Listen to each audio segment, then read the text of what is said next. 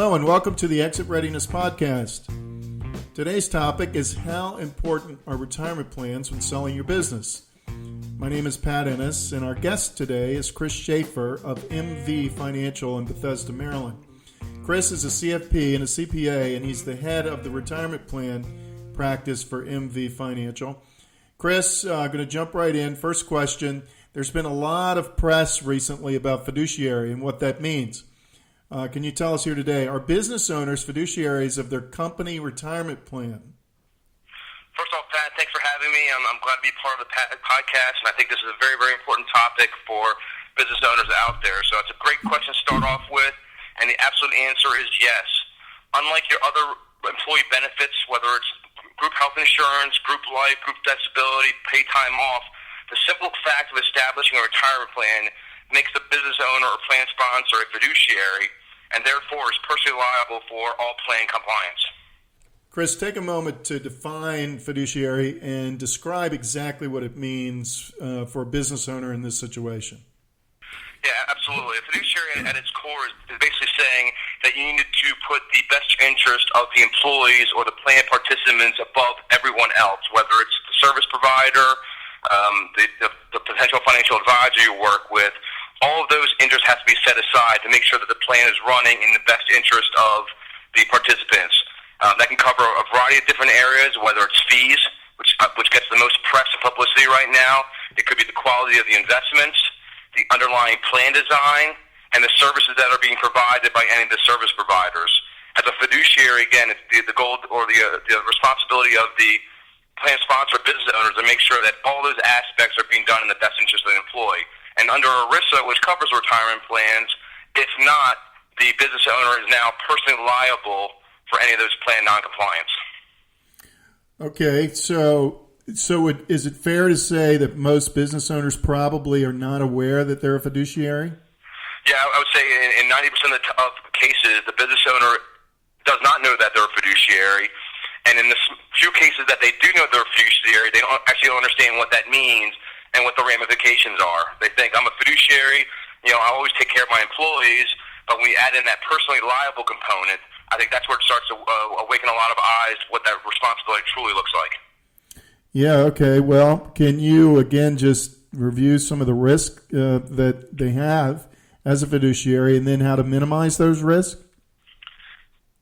Yeah, absolutely. I mean, again, the kind of key term out there, and it's certainly not meant to scare business owners, but it's the reality of what the law is. Again, it's a personal liability factor. So a lot of businesses feel that their personal assets or personal net worth is distinct from their business asset or business net worth. And in ERISA, they are all one and the same. So any noncompliance or issues that arise and can cross over that corporate or business net worth into the personal assets. And I think that's what the key risk is for the employees.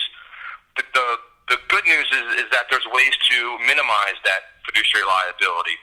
Again, retirement plans fall under ERISA, which is the regulation that covers retirement plans, and it was never intended for plan sponsors or business owners to maintain that fiduciary responsibility, especially when it relates to the investments.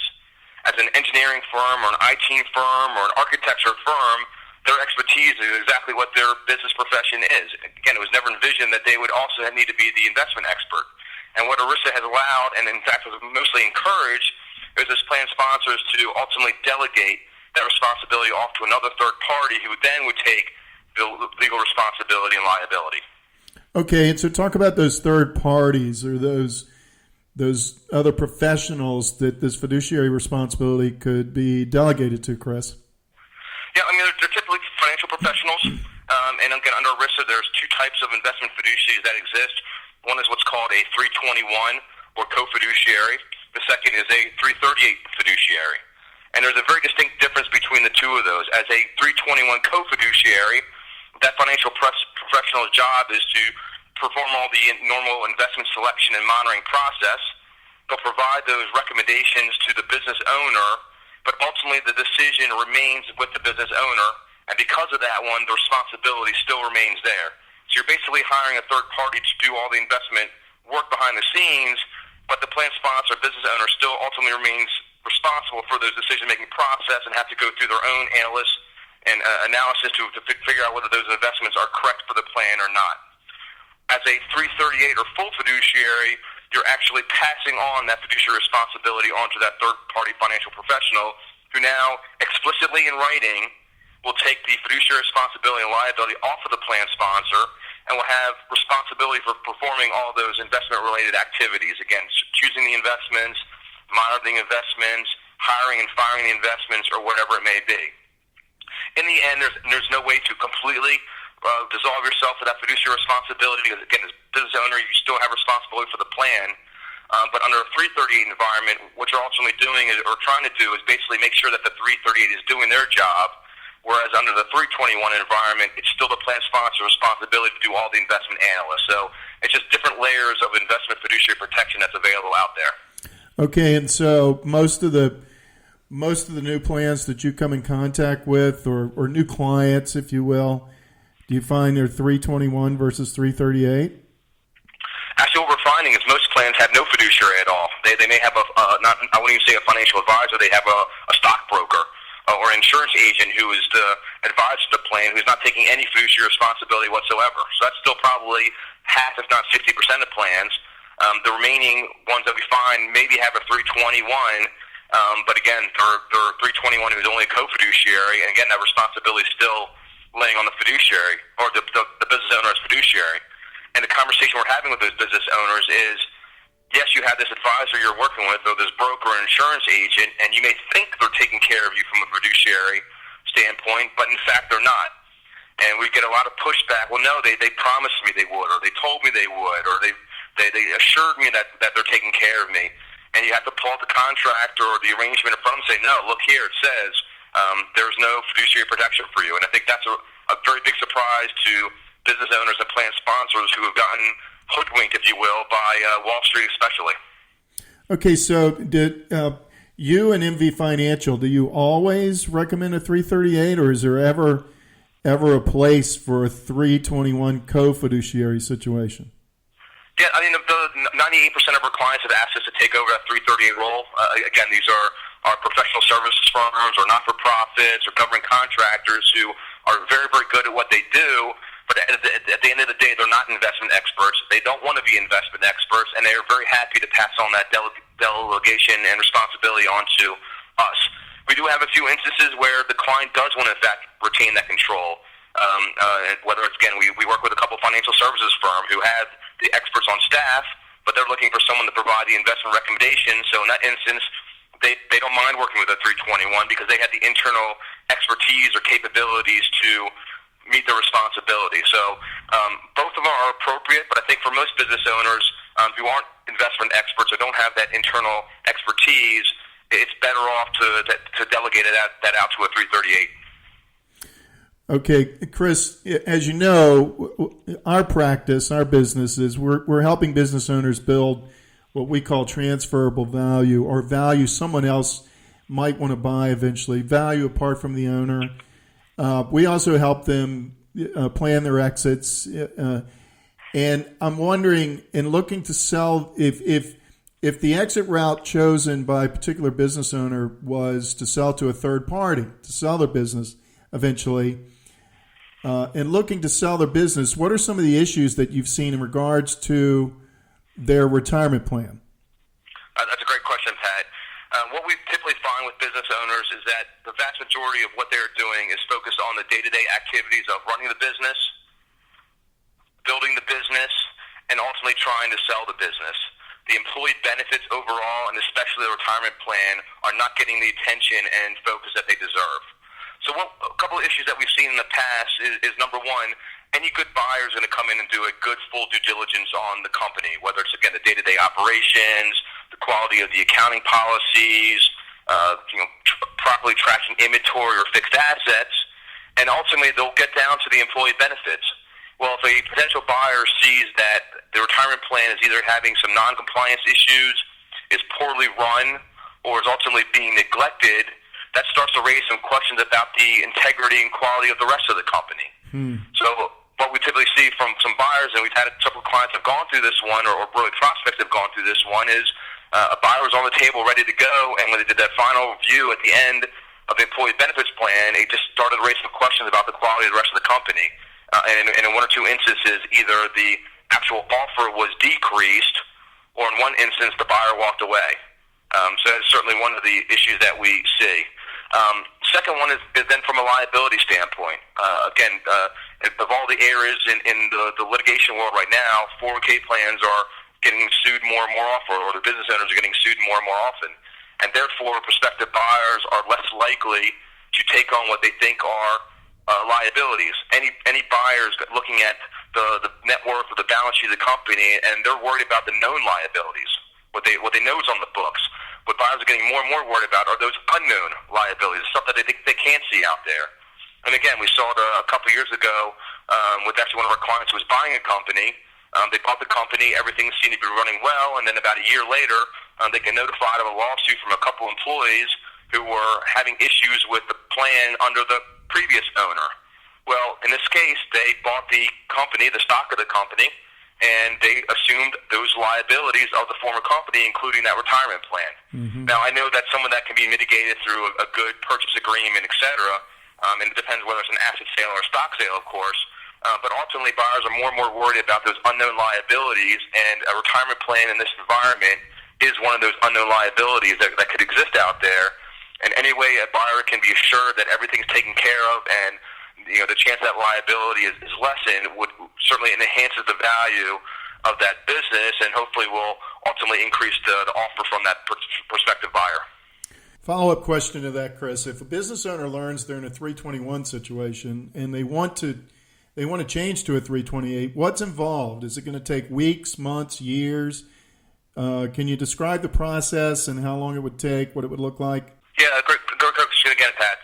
So again, just kind of back up for a second. I mean, under ERISA anyway, what ERISA really kind of requires is that plans go through what's called an annual benchmarking process that is typically done by the current service providers. But what they ultimately like to see is that every 2 to 3 years is that a benchmark is performed by an outside service provider. In the case of a business who is looking to sell or is expecting an LOI shortly, the thought process would be to have an outside party do that independent benchmark of the plan.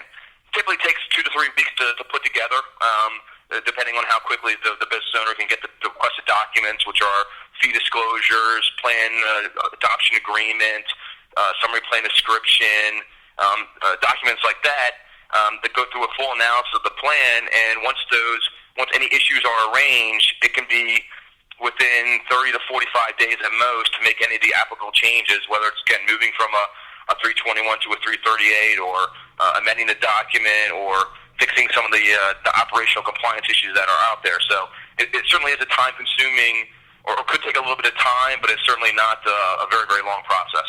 Okay. Does ERISA do impromptu audits on these plans? If I'm a business owner and I've got a plan in place and let's say my insurance agent, as you said earlier, put the plan in place. And as far as I don't know if the benchmarking is being done or not. First off, do you have any idea? Is it being done? If an insurance agent representing an insurance company puts in a retirement plan, is that benchmarking that you just described a second ago, is it being done somehow? And if more often than not, we're not seeing it done at all. And again, it's the insurance agent, again, because they're not taking fiduciary responsibility. They're saying, well, it's not up to me to do. They're looking back at the service provider, whether it's, again, the principal, John Hancock, Fidelity, whoever it is, and they're saying, well, we're not fiduciary. We're happy to provide all the benchmarking documents, but that's not ultimately our responsibility. Yeah, the business owner is kind of caught in between of, I know I should be doing this, or now I know I should be doing this, and there's really no one there helping me to walk through the process. A good 338 advisor recognizes that this is an important thing that needs to be done on an annual basis, and it's proactively working with the business owner to make sure that benchmarking gets done. Now, to answer your question about the audits, it's very similar to your audit of your annual tax return. There's certain triggers that will make it more likely or not that you have an audit, but that can come at any time and can come random.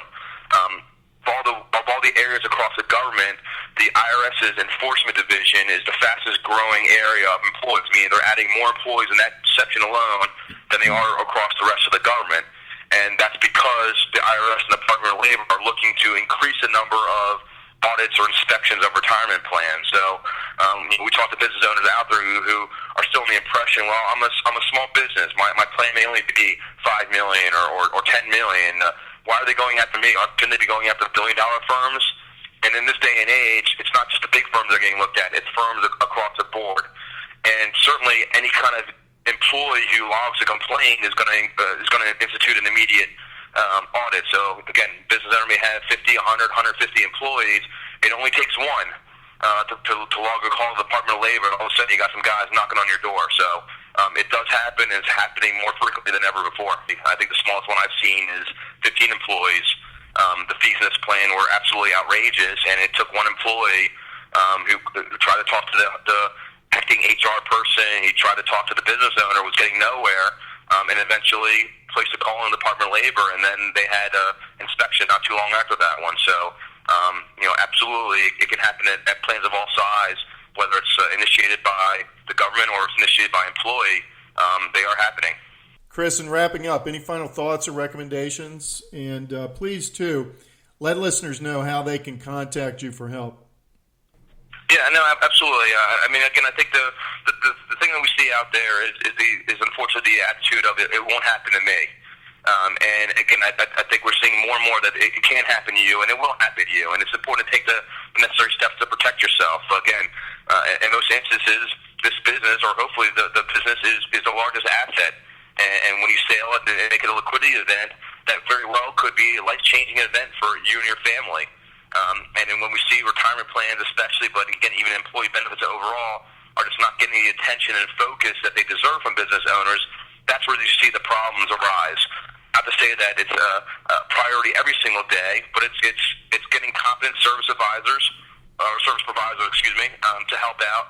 And it's a matter of doing that annual benchmark, getting a third party to do the comprehensive benchmark to make sure, or really plan diagnostic, if you want to call it that, to take a look at the plan to make sure that everything's in a row, so that when that buyer does come in and have an offer or an LOI, you have the comfort that you've done the due diligence of your own company to make sure that every aspect of your company is in good shape, so that hopefully the process goes quicker, and more importantly, you get the highest value you possibly can out of your company. And I think at the end of the day, that's what we want to see for all of our clients, all of our business owner clients, is to maximize the value they get out of their business. Yeah, hey Chris, if someone's listening and they do want to talk to you, does it cost them to have a phone call conversation with you? No, we're happy to have the complimentary phone calls. We've been doing this for a long time. I talk to a lot of business owners, and would be more than happy to have a complimentary call and talk to them. I can be reached directly at 301-656-6545. Of course, please feel free to check out our website, www.mvfinancial.com. That's M as in Mary, V as in Victor, and my team and I are happy to help any way that we can. Okay, so listeners, the big takeaway or recommendation today is for you to at least be clear on whether or not you're the fiduciary of your retirement plan. You need to be clear on what level of fiduciary responsibility you currently have for your plan and how much responsibility you want to have going forward. If you feel you need help with this, contact Chris. And if you want to learn more about how we can help you build transferable value or plan for a successful eventual exit from your business, contact us through our website at innislp.com. Thank you for listening.